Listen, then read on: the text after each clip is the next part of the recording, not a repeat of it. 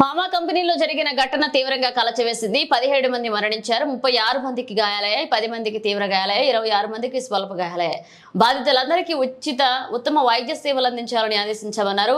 మృతుల కుటుంబాలకు ₹1 కోటి ఎక్స్‌గ్రేషియా, తీవ్ర గాయాలపైన వారికి 50 లక్షల చొప్పున పరిహారం, అలాగే స్వల్ప గాయాలైన వారికి 25 లక్షల రూపాయల చొప్పున పరిహారం. భవిష్యత్తులో ఇలాంటి ఘటనలు పునరావృతం కాకుండా చర్యలు తీసుకోవాలని బాధితులకు అన్ని విధాలుగా ఆదుకుంటామన్నారు సీఎం చంద్రబాబు నాయుడు.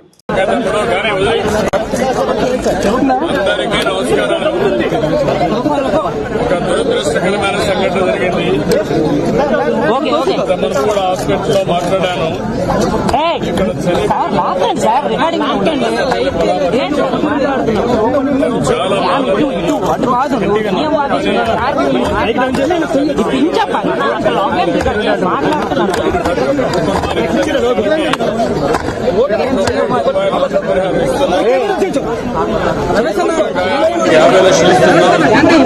లైట్ గా గాయాలైన వారికి 25 లక్షలు ఇస్తున్నాం.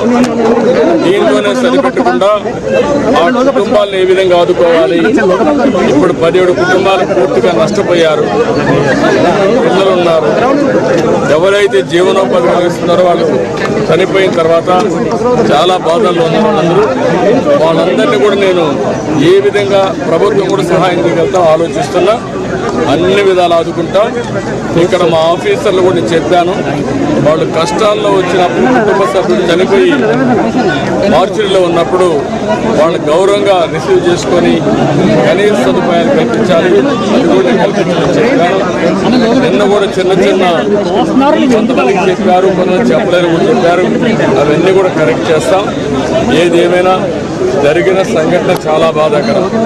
నేను ముందు ఫ్యాక్టరీకి పోకుండా ఇక్కడికి వచ్చానంటే ముందు బాధితులను పరామర్శించి ప్రాణాలకు ఇవ్వాలి, తర్వాతనే ఫ్యాక్టరీకి వాస్తవాలు చూస్తాను. సేఫ్టీ ఆడిట్ ఉండాలి, ఇవన్నీ కూడా పకడ్బందీగా ఉండాలి. ఇలాంటి సంఘటనలు పునరావృతం కాకుండా ఏమేం చేయాలో అన్ని చర్యలు తీసుకోవాలి. మార్చికి కుటుంబ సభ్యులను అనుమతించట్లేదు, ఆవేదన వ్యక్తం చేస్తున్నారు.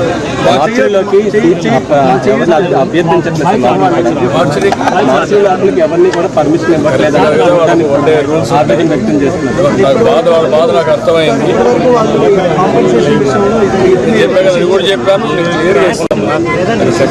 ఈ సమయంలో కూడా వైసీపీ నేతలు విమర్శలు చేస్తున్నారు.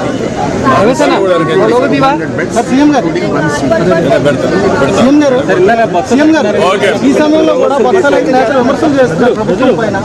వాళ్ళు విమర్శలు చేస్తారు, ప్రజలు అర్థం చేసుకుంటారు. ఇలాంటి తప్పుడు పనులు చేసి మళ్ళా విమర్శించడం అనేది చేతకాంతనం. నేనే బాధ్యత. నేను వచ్చి 60 రోజులైంది. చేతగాని అసమర్థ వల్ల వ్యవస్థ కూలిపోయింది. సంఘటన జరుగుతుంది. అది గుర్తుపెట్టుకోవాల్సిన అవసరం.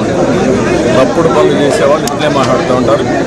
ఏదో శవాల కాడ పైసలు ఎదుర్కొనే రకం ఏంటి మాట్లాడాలి. సంఘటన ఏంటి, ఎక్కడ జరిగింది, ఎందుకు జరిగింది, వాళ్ళని ఆదుకునేది ఏది చేస్తా. మంచి పద్ధతి కాదు. చాలా క్లియర్గా చెప్తున్నా. ఇలాంటి తప్పుడు పనులు చేయండి. Thank you.